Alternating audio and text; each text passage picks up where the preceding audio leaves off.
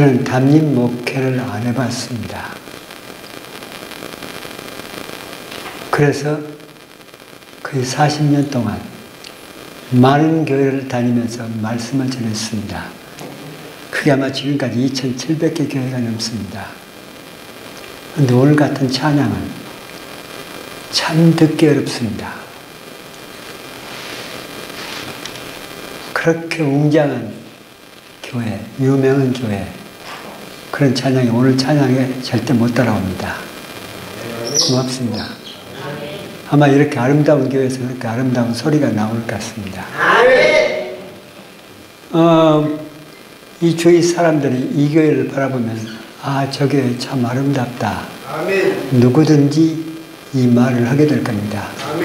이 말을 하지 않는 사람들은 정신병원에 있는 사람들만 할 겁니다. 저 교회 참 아름답다. 이 교회를 3년 동안 보면서 하는 사람은 반드시 이 교회로 모이도록 되어 있습니다. 앞으로 이 교회는 차고 넘칠 겁니다. 저는 한국 한신대학 신학과에서 그 25년 동안 목회자 제자를 키워냈습니다. 문병성 목사님이 내 제자 가운데 한 명입니다. 아마 그 가운데 한 1,600명, 700명이 내 밑에서 교육받고 나갔는데 교육을 하다 보면 저놈은 뭔가 할 것 같아. 그런 게 보입니다. 그 수천 명 가운데 저놈은 뭔가 할 것 같아. 우리 신학교 교수들이 문병성 목사를 두고 하는 얘기입니다. 내가 오늘 처음 한 얘기입니다. 그런데 정말 이렇게 어려운 상황에서 이 교회를 이렇게 하는 걸 보면서 가슴이 뭉클합니다. 이 교회 나오신 여러분 고맙습니다. 제가 아까 문병성 목사님 소개했습니다. 제 고향이 정도라고. 여러분 정도를 잘 아실 겁니다. 우리 아버지가 무슨 생각을 했는지 정도 대철이 산 밑에 절간처럼 집을 지었습니다. 나 어렸을 때는 우리 집 뒤에 아름드리 소나무가 많이 우거져 있었습니다. 우리 집에서 바라보면 마을이 보이고 바다가 보이고 섬들이 보이고 지나가는 배들이 보이고 어린 시절 우리 오른쪽으로 10분만 걸어가면 아름다운 해변 백사장이 나옵니다. 심리 백사장입니다. 그 지금 정도 백사장인데 거기가 우리 놀이터입니다.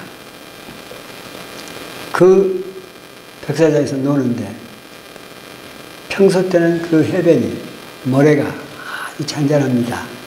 명주 바닥을 깔아놓은 것처럼.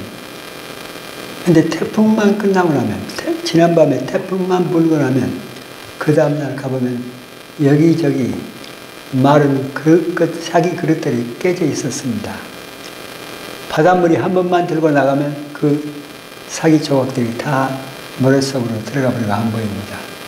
태풍만 불고 난 다음에는 꼭 사기 그릇 조각들이 많이 보였습니다.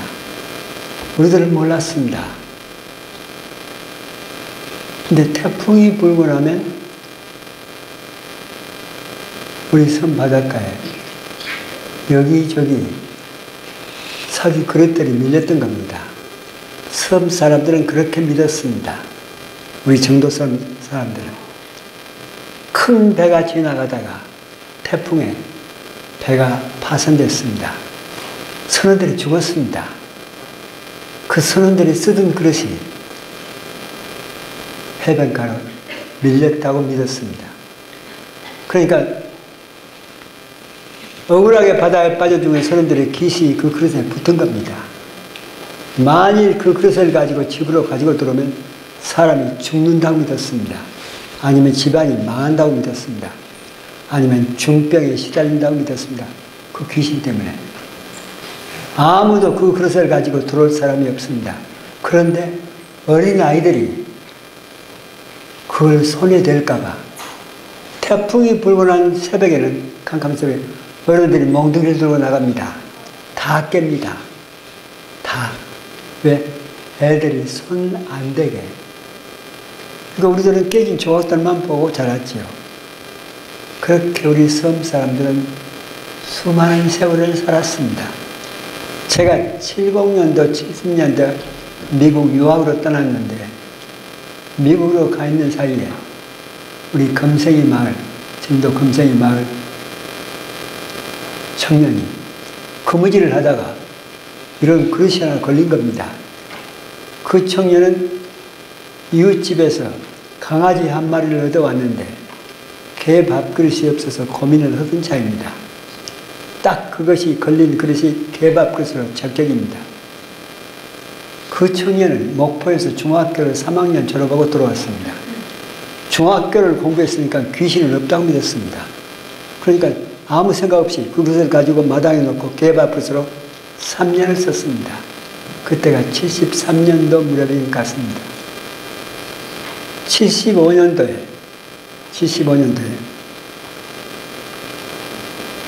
육지에 무안인가 해제에 있는 그 청년의 이종사촌 동생이 초등학교 선생이요. 우리 섬으로 놀러 온 겁니다. 놀러 와서 바다에 수영을 하고 들어와서는 그 더운 여름에 마당에 앉아있는 개밥그릇만 쳐다보고 앉아 있습니다. 일주일을 그렇게 개밥그릇을 보고 또 보다가 결국 가는 날, 형님, 저 개밥그릇 나 좀 주세요. 그러니까 어처구니가 없는 겁니다. 다른 걸 달라고 해야지. 이 사람은 해필이면 개밥그릇을 달라고 그러는가. 여하튼 주세요. 가져가. 그 선생님은 생각이 달랐습니다. 그 선생님은 개밥그릇을 잘 닦아서 괴짝에 담아가지고 목포시청으로 민원 신청을 했습니다. 대한민국 국민이 국가에다가 정식으로 감정 의뢰를 신청합니다.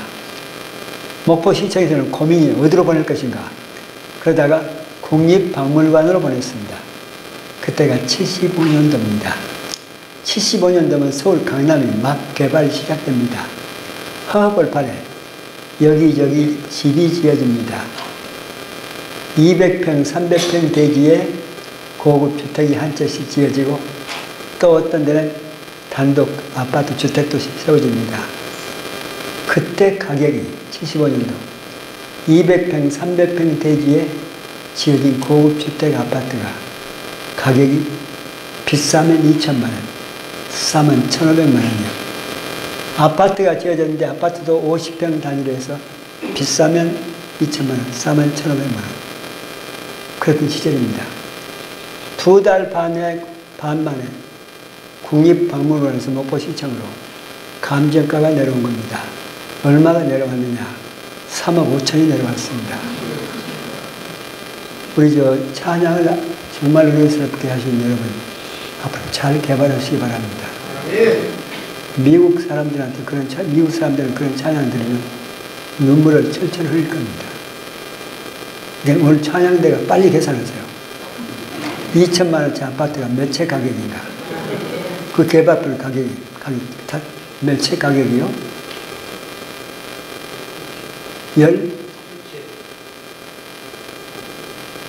3억 5천입니다. 2천만 원을 계산해 보세요. 17채? 하고 얼마 남아요? 1,000만 원 남습니다. 그런 가격입니다. 이게 웬일이냐? 갑자기 정도 그 부분에 정부에서 섬 사람들은 몰랐습니다. 정보부에서 서울 국가경찰이 먼저 이걸 알고 해군 군함이 3척, 4척이 딱 해변 바다 중심을 딱 에워싸고 24시간 지켰습니다. 아무도 못 들어가게. 이게 어디서 구했느냐? 그 청년 불러다가 중앙정보에서 이걸 어디서 건졌는지 건진 곳을 알려줬습니다. 거기를 에워싸고 딱 아무도 못 들어가게 했습니다. 나중에 알고 보니까 700년 전에 송나라 명나라에서 일본으로 2만 점의 도자기를 싣고 가다가 태풍에 우리 섬 앞에서 가라앉았습니다. 이 배가 가라앉으니까 갯벌로 파고 들어가죠. 세월이 지나가다 보니까 배 위에 난간이 삭아서 나갑니다. 배 위에 난간이 삭아서 나가니까 태풍이 불면 제일 위에 실렸던 그릇들이 밀렸던 겁니다. 그걸 모르고 우리 섬 사람들은 수백 년 동안 깼습니다. 아파트 몇 채 값을 17채 값을 600년, 700년 동안 깬 겁니다. 여러분 왜 깼을까요? 내가 오늘 이 얘기를 하는 이유가 있습니다. 난 오늘 비가 이렇게 많이 와서 또 휴가를 갔기 때문에 교인들이 얼마나 나올까 목사님도 그렇고 저도 그랬습니다. 근데 와서 이렇게 앉아있는 여러분 보면서 아, 대한민국에 소망이 있다. 여러분 얼굴을 오늘 비가 오는데도 불구하고 앉아있는 여러분 얼굴을 딱 보니까요, 여러분 얼굴이 딱 그 개밥그릇이 전부다. 이게 보통 보물이 아니라 엄청난 보물이라. 앞으로 여러분 이 빛가람, 나주 빛가람 교회를 통해서 여러분의 가정의 역사가, 여러분의 개인의 역사가, 여러분의 팔자가, 운명이 전혀 달라질 겁니다. 여러분은 엄청난 보물입니다. 문제가 있습니다. 그런데 본인이 나는 보물이 아니라고 생각하는 겁니다. 여러분이 보물이라는 사실을 정확하게 증명을 하신 분이 있습니다. 예수님이요. 한 생명이 무엇보다도 귀해요? 천하보다도 귀한 보물이야. 너는 뭐라 해도 많이 배웠느냐 못 배웠느냐, 돈이 있느냐 없느냐, 학력이 좋은 대학이냐 나쁜 대학이냐 전혀 상관이 없습니다. 나이가 많으냐 적으냐 전혀 상관이 없습니다. 사람은 무조건 보물입니다. 저는 12년 동안 미국에서 인간은 보물이라는 사실을 그것만을 파고들고 연구하다가 왔습니다. 이건 보통 보물이 아니요. 근데 많은 사람이 나는 초등학교밖에 안 나왔으니까, 나는 중학교밖에 안 나왔으니까, 나는 고등학교밖에 안 나왔으니까, 나는 못났으니까, 나는 돈 없으니까, 나는 백 없으니까 별소리 다 합니다. 전혀 상관이 없습니다. 수도 없이 많은 증명이 있습니다. 아무것도 아니고 못난 사람이 얼마나 엄청난 역사를 할 수 있습니다. 여러분 2000년 1월 1일, 그러니까 18년 전이네요. 2000년 1월 1일 밤 11시 30분 KBS 방송에서 특집 프로그램을 했습니다. 심야 프로그램 1월 1일입니다. 그게 최면교실입니다. 최면교실. 동덕여대 젊은 남자 교수가 최면 전공을 해가지고 프로그램을 진행하는 겁니다. 그 진행을 하는데요, TV에 나가서 진행을 하다 보면 TV에서 이 청중을 모아줍니다. 20명, 30명씩 돈 주고. 그 여자들이 한 20, 30명이 앉아 있습니다. 그 교수, 동덕여대 그 남자 교수님 한 분만 좀 나와 주시겠습니까? 나하고 파트너를 해야 됩니다. 그러니까 삐쩍삐쩍 안 나갑니다. 아무래도 빨리 좀 나오세요. 그러니까 40대 초반 여자가 나갑니다. 그 여자분을 앞에 앉혀놓고 그 교수님이 최면을 겁니다. 최면을 걸고 난 다음에 그 교수님이 문제를 줍니다. 그 여자분한테. 무슨 문제냐? 수학 문제입니다. 거의 1000단입니다. 난 그 숫자는 정확히 모르는데 1000단입니다. 예를 들면 9899 곱하기 5988. 그러면서 시간을 잽니다. 똑딱 똑딱 똑딱 5초 안에 4초 안에 딱 계산이 나옵니다. 또 냅니다. 또 1000단입니다. 9999 곱하기 7777. 섞여도 상관이 없습니다. 1000단. 그러면 딱 시간 되면 5초 안에 딱 계산이 나옵니다. 수도 없이 해도 똑같습니다. 여러분, 그 여자가 산수를 계산해내는 특별한 머리가 아닙니다. 여러분과 똑같습니다. 최면을 그는 순간 나는 못해, 나는 안 돼, 이런 생각에서 순간적으로 벗어납니다. 오래 지속이 불가능한 거지. 그때 문제를 내면 답을 할 수 있어요. 내가 만일 체면을 연구했다면, 전문가였다면, 나도 지금 앉아있는 여러분 아무라도 한번 불러냅니다. 그리고 체면을 겁니다. 그리고 난 다음에 여러분에게 똑같은 문제, 여러분도 똑같이 대답할 수 있어요. 그러면 우리 안에 그 엄청난 천재에 가까운 그런 가능성이 숨어있다는 얘기입니다. 근데 사람들은 그걸 꿈에도 모릅니다. 사람은 보물입니다. 하나님은 그렇게 시시하게 만들어 놓지 않았습니다. 엄청난 보물로 만들어 준 겁니다. 자, 여러분 이 시간, 여러분 얼굴 보면요, 난 읽을 수 있어요. 설마 내가 보물일까? 설마 내가 보물일까? 여러분, 뭐라 해도 여러분 보물입니다. 우리 속담에 말이 뭐가 되죠? 말이 시가 되죠? 말은 시가 됩니다. 말은 사건을 만듭니다. 성경 시편 68편에 읽어보면 내 입에서 나가는 말은 정확하게 그대로 사건이 돼서 나에게 돌아온다. 그런 말씀이 있습니다. 똑같은 말입니다. 그런 측면에서 가슴을 주먹으로 딱 치면서 나는 보하다. 나는 보물이다. 나는 보하다. 소리를 쳐야 되는데 크게 치면 더 빨리 옵니다. 자, 나는 오늘 오전 오후 설교를 했는데 난 소리 안 지를 겁니다. 내가 시작하면 나는 보하다고 소리를 쳐야 됩니다. 자, 시작! 그 소리는 몇 년 걸려요. 악착같이 해보세요.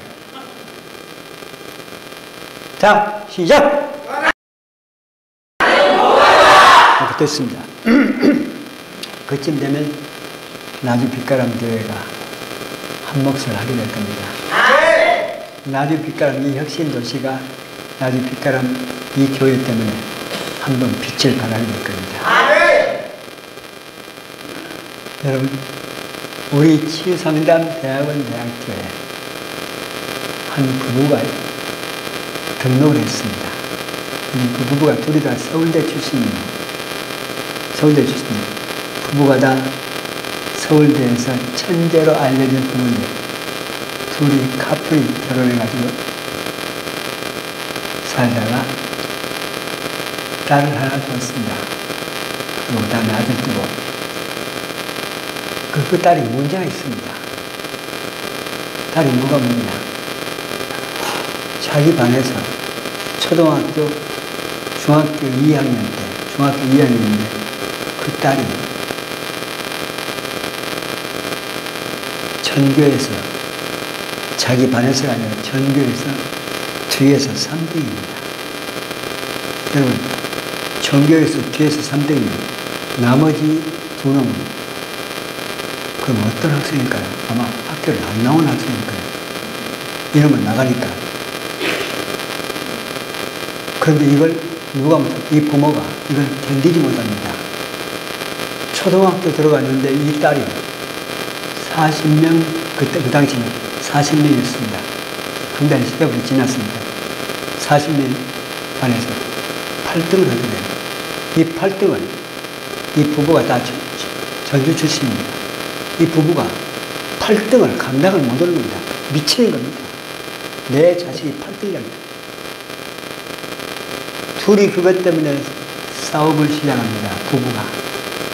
딸은 이쁘니까 딸한테 얘기 못하고 저 새끼는 누구 닮아서 저래.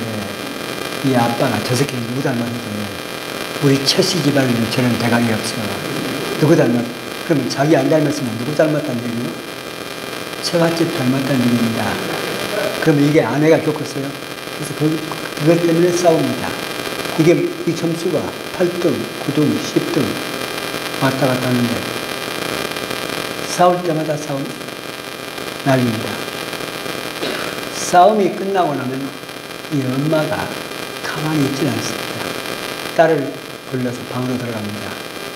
이 딸을 앉혀놓고 딸을 잡습니다. 알로. 제발 좀 공부 좀 하라고.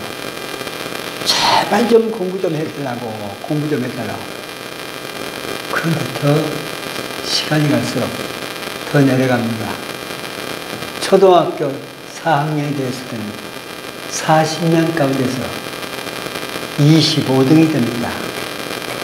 25등이 되었을 때는 이 부부가 치고받고 싸웠습니다. 저 새끼는 왜 저렇게, 어떻게 해서 교육했게 저러냐. 치고받고 싸우는 다음에 이 아내가 거의 머리가 돕니다. 딸을 그날도 똑같이 불렀습니다. 불러놓고 이 엄마가 딸한테 뭐라고 그랬냐. 눈에 살기를 띠면서 이를 갑니다. 이년아, 이 애미를 잡아먹어라. 여러분, 이 딸한테 25등 했다고 이년아, 이 애미를 잡아먹으라 얘기는 무엇과 똑같으냐. 사람은 말에 의해서 죽고 사는 동물입니다. 여러분이 지금 제 얘기를 듣고 있는 분들은 살아있기 때문에 듣는 겁니다. 살아있다는 증거는 심장이 살아있다는 겁니다. 여러분 심장이 무엇에 의해서 지금 칼로 그어버린다면 그냥 여러분은 그냥 숨이 멎습니다. 죽는 겁니다. 그런데 여러분 마음에도 정신에도 똑같이 심장이 있어요. 그 심장은 지독한 말을 들으면 그 순간에 심장이 딱 멎습니다. 심장이 작동을 못합니다. 그게 죽는 겁니다. 지독한 말을 듣는 순간 심장이 딱 멎으면 그 다음부터 아무리 노력을 해도 소용이 없습니다. 그 딸이 초등학교 4학년 엄마한테 그 얘기 듣고 난 다음에 하루 종일 책상에 앉았습니다. 혼이 나가버립니다. 책상에 앉아있을수록 소용이 없습니다. 점점 성적이 내려갑니다. 중학교 2학년 2학기 시작 때 전교에서 뒤에서 3등이 됩니다. 그래서 포기를 하게 됩니다. 학교에서도 포기합니다. 부모도 포기합니다. 우리 집안에 어떻게 해서 이런 일이 일어날 수 있느냐. 그래서 그 천재 부부가 우리 학교에 등록을 했습니다. 저한테 등록을 강의 끝나고 난 다음에 저한테 이 사연을 얘기하는 겁니다. 제가 먼저 물었습니다. 그 아이가 어렸을 때 열병을 앓았습니까? 열병 안 앓았대요. 어렸을 때 열병을 앓았으면 내 세포가 이미 다 파괴됐기 때문에 그건 안 됩니다. 그건 현대 과학으로도 안 됩니다. 그렇지 않았대요. 그러면 그 아이가 뭐 어렸을 때 머리를 많이 다쳤나요? 그랬더니 그렇지도 않았대요. 그러면 그럴 이유가 없잖아요. 그런 이유가 없잖아요.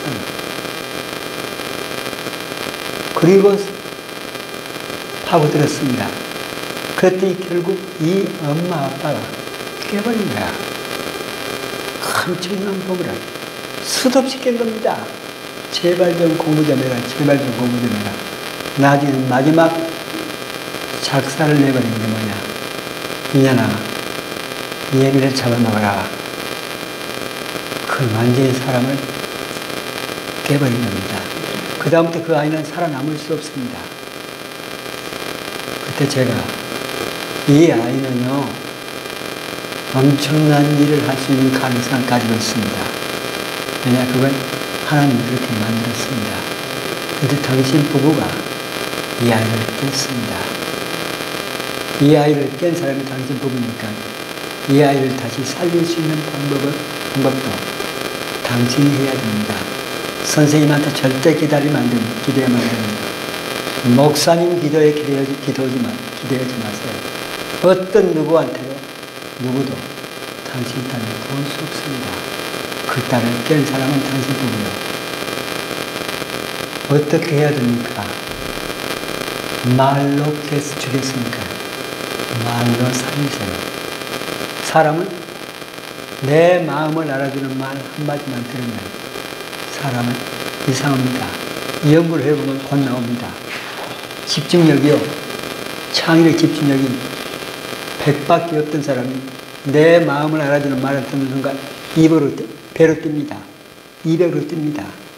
집중력이 창의력 200으로 뜹니다. 그리고 저항력 200이 뜹니다. 창의력, 집중력은 안 보입니다. 그런데 저항력은 곧 시럽으로 보입니다.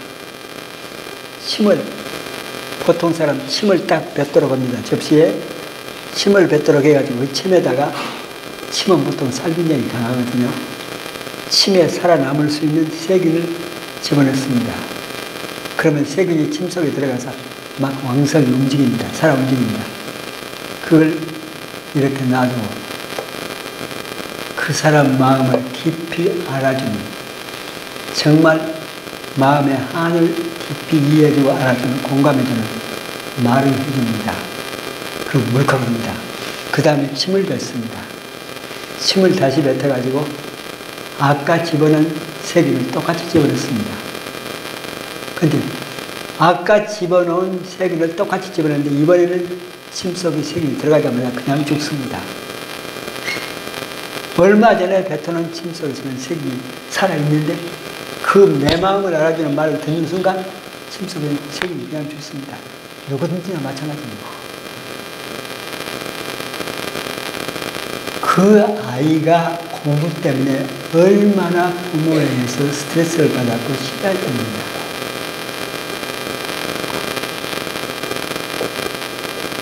우리는 수고했다고 합니다. 이 아이는 공부 때문에 고생은 아닙니다. 피가 마른 아닙니다. 지금부터 아이한테 공부 잘하는 말은 절대로 하지 말고 이제부터 시작합니다. 우리 딸 공부하느라고 얼마나 고생했냐. 우리 딸 공부 때문에 얼마나 스트레스를 받고 살았냐. 미안하더라. 이 말을 해주는데 맨 입으로는 안 될 거예요. 진심으로 해야 되는데 그걸 이 말을 하기 전에 30분 이상 혼자 방에서 기도하세요. 내가 내 딸한테 이런 말을 할 건데 성령으로 함께하옵소서. 내가 내 딸한테 이런 말을 해야 되는데 성령으로 함께하옵소서. 그렇게 기도하고 난 다음에 하세요. 네 부부가 제 말을 들었습니다. 엄마가 새벽부터 일어나서 기도합니다. 내가 내 딸한테 이제 우리 딸 공부 때문에 고생했다. 이 말을 해야 되는데 성령이여 나에게 함께 없어서. 그리고 아이가 함께 가방 들고 나가는데 어깨 틀어잡고 이 엄마가 하는 얘기입니다. 우리 딸 공부 때문에 얼마나 고생했냐. 이 말을 하는데 이 딸은 엄마가 자기를 놀리는 줄 알았습니다. 그리고는 얼굴이 빨개지면서 울면서 뛰쳐나갑니다. 그래서 며칠 후에 아빠까지 자기를 놀리는 거야. 그런데 이 아이는 또 공부를 못한 건 사실입니다. 그런데 한 일이 지난 어느 날 엄마가 기도하고 난 다음에 딸을 딱 붙드는데 그렇게 펑펑 우는 거예요. 그 딸 공부 때문에 얼마나 스트레스냐 우는 거예요. 엄마가 우는데 이건 진짜 놀리는 게 아니에요. 그 다음날 아빠도 눈물을 흘리면서 자기한테 그 딸 공부 때문에 피가 말랐지 미안하다. 이 말을 듣기 시작합니다. 일주일에 한 번 이상 듣습니다. 중학교 2학년 2학기 1학기, 중학교 3학년 1학기 2학기, 고등학교 1학년 1학기 2학기, 고등학교 2학년 1학기, 이렇게 6학기 만 3년 됐습니다. 화곡동 대학교는 3년 듣고 고등학교 2학년 2학기가 됩니다. 그때 이 아이가 어떻게 서울교육청 신문에는 기사가 나온답니다. 이 아이가 고등학교 2학년 2학기 때 어떻게 되나요? 신비한 숫자가 나옵니다. 전교에서 앞에서 삽니다. 그 아이가 자기 엄마 학교 대학을 갑니다. 엄마. 그리고 지금 그 아이가 어디 있느냐? 유엔에 있습니다. 펜실바니아 주립대 유명한 대학은 유펜이라고 거기서 정치 내교학을 했습니다. 박사 마무리할 때 제가 미국에 가서 점심을 사주면서 네 꿈이 뭐냐? 네 꿈이 뭐냐 했더니 점심을 먹다가 나를 바라보며 눈물이 글썽거리는 거예요. 목사님, 지금은요, 유엔 사무총장이 반기문 선생님이에요. 그 꿈이 제 꿈입니다. 여러분, 꿈도 너무 크잖아요. 유엔 사무총장이 자기 꿈입니다. 그리고 지금 유엔 인턴을 하고 있어요. 그 아이는 이미 파괴된 아이입니다. 아무짝에도 학교를, 선생님들 모두가 다 포기해버린 아이입니다. 그 아이를 부모가 다시 엄청난 보물로 살려냅니다. 난 대한민국의 모든 아이들이 다 이 가능성이 있다고 믿고 있습니다. 누가 깨느냐? 누가 깨는 겁니까? 부모가 깹니다. 부모가 깹니다. 부모가 어떻게 깨나요? 난 우리 대한민국이요, 지금 남과 북일 바람이 불어서 저도 울면 가슴이 물컥하니까 웃다가 좋아요 어쩔 줄 모릅니다. 그 대한민국이 앞으로 어떻게 될 것 같습니까? 세계 제일 우뚝 선 나라가 될 겁니다. 2007년 골드만삭스는 미국의 대표적인 은행입니다. 금융은행입니다. 거기는 가장 깊은 연구를 가지고 미래를 전망합니다. 전 세계를. 2007년 골드만삭스에서 뭘 발표했나요? 그게 어제 서울신문에 그 기사가 다시 나왔어요. 남과 북이 통일되는 2050년이 되면 미국 다음에 한국이 이 두 번째 경제 대국이 된다. 왜? GNP가 82,400분. 그건 시시하게 그 사람들이 할 얘기가 아닙니다. 한국은 그 가능성을 가지고 있습니다. 한국 백성은 그럴 수 있습니다. 그런데 이 백성은 누가 깨버리는 거예요? 지금까지. 부모가 깹니다. 제일 먼저. 부모가 어떻게 깨나요? 제 연구가 그런 겁니다. 1살 반 된 아이가 엄마 아빠가 싸우는 모습을 봅니다. 그때 그 아이가 어떻게 깨지는가? 1살 반 된 아이가 엄마 아빠 싸우는 모습을 보고 그 애가 놀라는 모습이 어떻게 되는가? 이건 미국 연구입니다. 사형수가 교수대에 올라가서 죽기 전에 밧줄을 걸고 있습니다. 그때 사형수가 죽음 앞두고 얼마나 큰 두려움과 공포를 느끼고 있냐. 그 수치를 센서기를 붙입니다. 사형수한테 센서기를 붙이고 전자현미경에 연결시킵니다. 그때 사형수가 그 죽음에 대한 공포를 느끼는데 최고의 공포가 죽음입니다. 700사이클로 나타납니다. 인간이 가장 큰 공포를 느끼는 수치가 700사이클입니다. 그런데 1살 반 된, 2살, 3살 된, 4살 된 아이가 엄마 아빠 싸우는 모습을 볼 때 그때 선생이 붙이면 꼭 700. 이건 치명적입니다. 그래서 우리 한국한테 뛸까? 우리 한국 부모들이 아이만 깨지 않으면 우리 대한민국 사람들은 질이 다릅니다. 일본 사람하고 질이 다릅니다. 이 다이아몬드 말고 다이아몬드 질이 달라요. 중국하고는 천차만별 달라져. 세계에서 지금 이 인간으로 본 다이아몬드 질로 가장 유대인하고 한국 백성입니다. 근데 유대인이 한국 사람 못 따라옵니다. 근데 왜 우리는 아직도 그게 안 되고 있을까? 부모가 너무 많이 싸웁니다. 내가 조사해 보니까 600가정에 한 가정 안 싸우는 거 나올까 말까. 그럼 다 싸운다는 얘기입니다. 여러분도 싸웠지요? 얼굴 보면 압니다. 보나마나. 우리 대한민국이 중국이에요. 저거 아무것도 아니에요. 저거 세 발의 피입니다. 지금 큰 나라다, 뭐 대국이다. 저거 딱 발로 밟고 꼼짝 못하게 할 수 있어요. 왜? 사람만 할 수 있는 거예요. 우리 사람이 깨지면 안 돼요.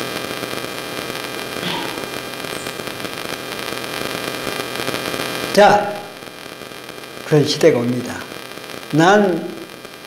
나비 빛가람 교회가 이렇게 아름다운 좋은 교회에서 모인 여러분들 그 역사의 주인공이 되기를 꼭 바랍니다. 아멘. 오늘 본문 얘기로 들어갑시다. 시간 다 돼가네요. 시간 다 됐는데 본문에 이제 들어가네요. 오늘 본문 내용 보면 어떤 밭에 보화가 들어있습니다. 그런데 그 밭이 누 밭이요, 내 밭이요, 나의 밭이요? 남의 밭입니다. 그 얘기입니다. 남의 밭에 보화가 숨어 있습니다. 그러니까 그 보화를 내 것으로 하려면 방법이 있습니다. 무슨 방법이에요? 그 밭을 사야 됩니다. 사야 됩니다. 이 농부가 집에 가서 자기 재산을 얼마 팔았나요? 절반 팔았나요? 다 팔았습니다. 몽땅 팔았습니다. 왜? 그 밭을 사야 보화가 내 것이 됩니다. 그래서 몽땅 재산을 팔아가지고 그 밭을 샀습니다. 그때 그 보화가 내 것이 됐습니다. 자, 오늘 성경은 언제나 성경은 상징 언어입니다. 그러니까 밭이 뭐예요? 오늘 밭은 여러분의 마음, 내 마음을 얘기하는 겁니다. 그러니까 이 마음 속에, 여러분 마음 속에 엄청난 보화가 지금 들어있다는 겁니다. 보화가 여러분 마음속에, 내 마음속에 보화가 들어있는데 그 보화가 누구 것이냐 그 얘기입니다. 지금 오늘 누구 것이냐? 내 것이 아니라는 겁니다. 여러분 마음속에 보화가, 엄청난 보화가 들어있는데 그게 여러분 게 아니라는 얘기예요. 여러분 마음속에 하나님이 엄청난 보화를 심어놨는데 그 보화는 하나님 건데 여러분 것으로 하는 방법이 뭐냐? 여러분 것 뭔가를 몽땅 투자해야 됩니다. 지불해야 됩니다. 내가 지불하지 않으면 내 안에 들어있는 이 보화가 내 것이 아니다. 오늘 보면은 여러분에게 묻고 있는 질문이 너희들, 하나님이 너희들 마음속에 엄청난 지금 가능성, 달란트 보화가 들어있는데 그 보화를 네 것으로 하려고 네가 얼마나 투자했냐 그걸 묻고 있는 거예요. 자, 얼마나 투자했나요? 여러분 뭐 잘 아는 얘기가 있습니다. 세계적으로 제일 부자, 지금은 미국의 부자가 세계적으로 제일 부자인지는 모르겠습니다. 미국의 제일 부자가 빌 게이츠인데 빌 게이츠가 또 바꿔졌다면 왔다 갔다 합니다. 근데 역사적으로 미국에서 가장 큰 부자, 세계적인 부자는 락펠러입니다. 미국의 경제학자들이 지금 빌 게이츠 같은 부자가 10,000개를 다 합해도 락펠러 부가 못 된다. 락펠러 부는 그만큼 큰 부자입니다. 그 락펠러가 53살까지는 정말 지독하게 돈을 번 놈이에요. 악착같이. 근데 53살 때 죽을 병에 걸립니다. 죽을 병에 걸려가지고 자기가 회개하고 내 것을 주자. 그때부터 그 부를 나누어 주기 시작합니다. 그때부터 다시 살아나기 시작합니다. 13살부터 세계 제일의 부자가 되어가지고 93살, 92살에 죽습니다. 그런데 84살 자기 아내가 세상을 뜹니다. 아내가 세상을 뜨자 아내를 기념해가지고 자기가 11조를 지어가지고 바친 대학이 미국에 10개가 있습니다. 교회는 5,000개가 넘습니다. 그 가운데 유명한 대학이 시카고 대학이요. 시카고 대학은 연세대학과 역사가 거의 몇 년 비슷합니다. 근데 시카고 대학에서 노벨 수상자가 지금까지 78명이 나왔어요. 연세대학과 역사가 똑같아요. 그 자기가 지어서 바친 그 대학에서 84살 때 자기 아내 이름을 기념해서 유명한 교회당을 지어서 바칩니다. 그 교회당을 지어서 바치는데 그 교회가 메리 락펠러 채플입니다. 지금도 시카고 가면 유명한 관광물입니다. 유명한 교회입니다. 근데 그게 헌당식 때 84살 된 세계 제1의 부자 락펠러가 참석을 합니다. 참석했는데 시카고 트리뷴 경제부 기자가, 대표적인 시카고 신문이 트리뷴이에요. 경제부 기자가 세계 제1의 부자 락펠러하고 인터뷰를 합니다. 인터뷰를 하는데 뭐라고 하냐. 선생님은 지금 세계 제1의 부를 30년 동안 혼자 누리고 있습니다. 독차지하고 있습니다. 비결이 뭡니까?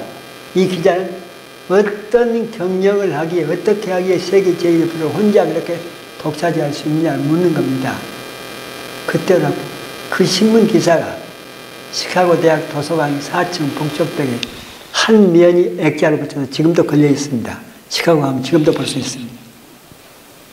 그 신문 기사를 보면 이런 내용입니다. 선생님은 30년 이상을 혼자 세계 제1의 부를 혼자 독차지하고 있는데 비결이 뭐요? 그러니까 그때 그 신문 보면 난 그냥 얻은 거 아니요. 세계 제1의 부를 그냥 얻은 거 아니고 나 인베스트해서 투자했습니다. 투자했다고 그러니까 기자들이 투자요. 모든 사업가들이 다 투자합니다. 다른 사람들은 잘 안 됩니다. 근데 왜 선생님만 되는 겁니까? 했더니 그 유명한 얘기가 그 사업가들은 사업에다 돈 투자했지. 선생님, 나는 하나님한테 투자했어. 그게 유명한 대답입니다. 다른 사업가들은 사업에다 돈 투자했는데 나는 하나님한테 투자했어. 어떻게 했는데요? 그 신문 기사대로 나는 6살 때부터 부모한테 용돈을 받았습니다. 용돈을 받는데 그 용돈 가운데서 10의 1을 꼭 하나님한테 드렸습니다.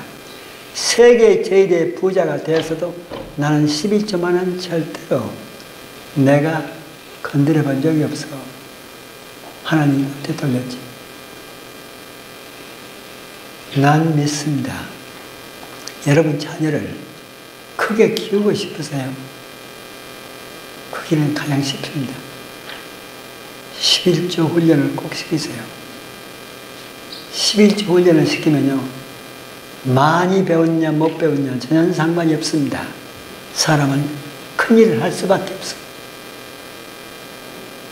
11조를 어린아이들한테 용돈을 줘가지고 11조를 교회에다 바치라면 그걸 안 따를 수가 있습니다. 11조 가지고 놀다가 11조 가지고 있다가 가다 보면 맛있는 사탕 뭐 있잖아요. 그러면 11조 가지고 그걸 사먹을 수 있습니다. 왜? 부모가 안 보니까. 아이들은 그럴 수 있습니다. 만일 부모가 그걸 알게 됩니다. 절대 꾸짖지 마세요. 그리고 그 아이를 불러다 놓고 이렇게 교육을 시키세요. 너에게 하나님한테 드리라고 11조 주었는데 너는 그걸 가지고 사탕을 싸먹었다. 자, 우리 식구가 오늘은 하루 종일 굶는다. 그 아이가 11조를 사탕을 싸먹었다면 전 식구가 굶으세요. 하루만. 그 다음에 어느 날 그 아이가 또 그럽니다. 그럼 또 굶으세요. 2번만 해보세요. 절대 그 다음은 안 써요. 절대로 안 씁니다. 그리고 그 아이는 이미 나중에 큰 일을 할 아이로 자라게 되는 겁니다.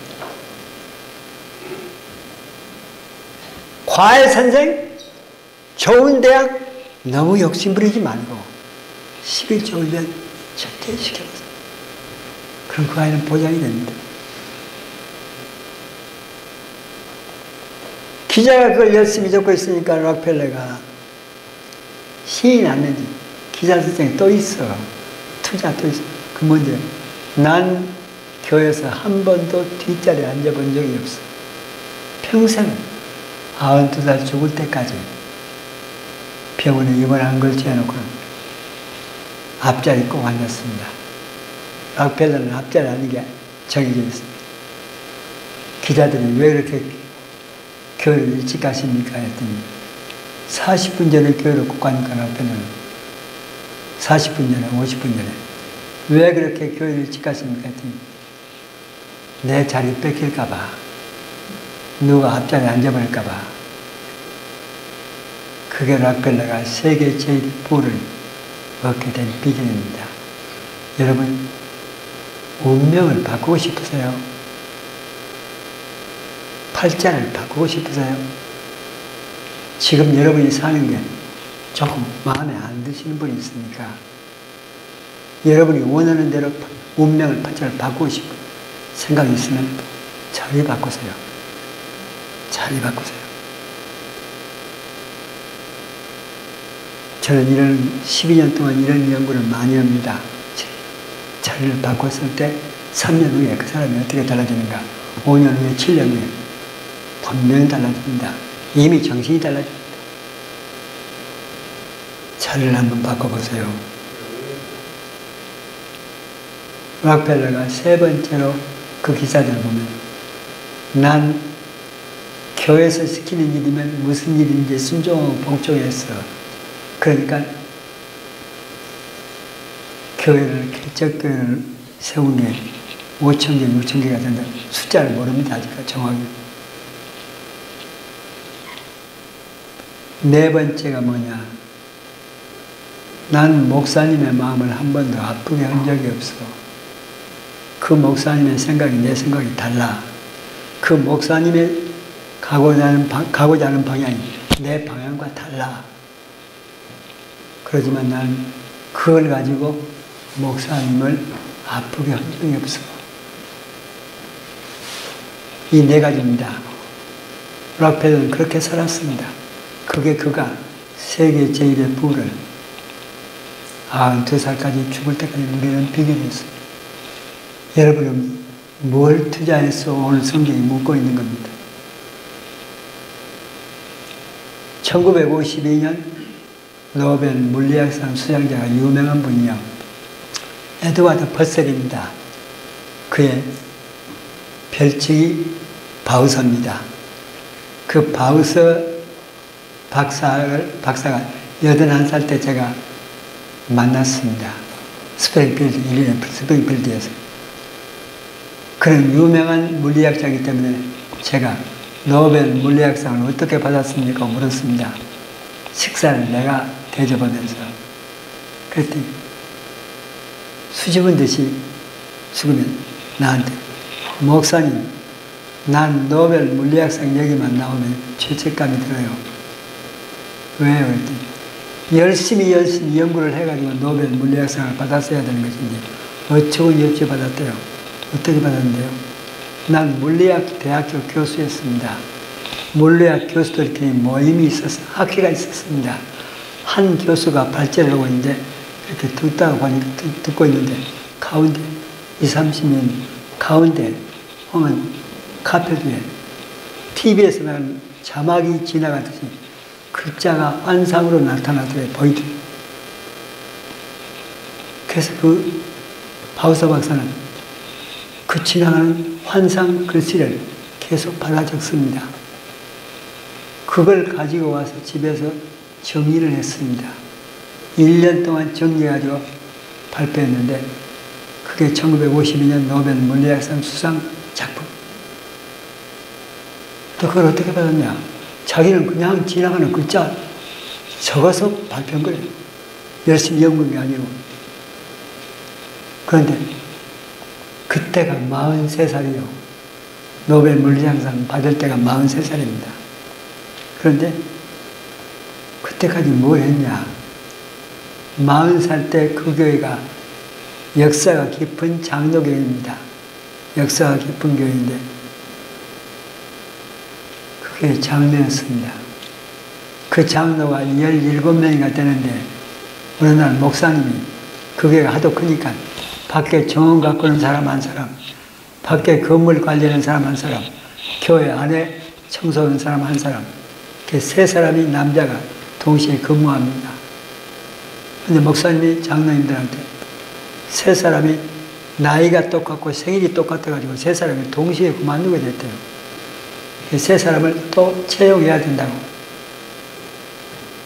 당회가 끝나고 난 다음에 바우서 40살 된 바우서 교수 장로가 목사님한테 가서 목사님 그 세 사람 채용하는 걸 3개월만 좀 미뤄줄 수 있나요? 3개월 동안 제가 세 사람 하는 일을 한번 감당해 보겠습니다. 하도 진지하게 부탁하니까 그렇지라고. 바우서 장로가 교수가 장로가 3개월 동안 교회 청소를 하는데 세 사람이 하던 일을 혼자 하잖아요. 잠자는 시간, 강의하는 시간 빼놓고는 교회에서 삽니다. 어느 날 교회를 우연히 교회를 들렸는데 장로가 교회 바닥에 무릎을 꿇고 대성통곡을 하고 있더래요. 큰 사고가 난 줄 알고 놀래가지고 얼른 옆에 가서 들어봤더니 울면서 왜 우느냐. 하나님 주님의 집을 청소할 수 있어서 감사합니다. 주님의 집을 청소할 수 있어서 감사합니다. 청소하다 은혜 받아가지고 꼭 그러고 있더래요. 그 다음부터 교인들은 자주 우는 모습을 봅니다. 그래서 그의 별칭이 울보 장로입니다. 근데 그게 3개월이 6개월, 1년, 2년, 3년을 혼자 3년을 하다가 어느 날 그 학교에 가서 그 물리학 이론을 환상으로 봅니다. 이건 엄청난 그런 하나님을 청소하면서 보화를 발견합니다. 뭘 투자했냐 오늘 성경은 묻고 있는 겁니다. 그 대답은 누가 해야 되느냐? 우리 각자가 해야 됩니다. 여러분 어디다가 투자하든 투자할 때만이 하나님이 내게 준 엄청난 보화가 내 것이 될 수 있다. 기도하십시다. 하나님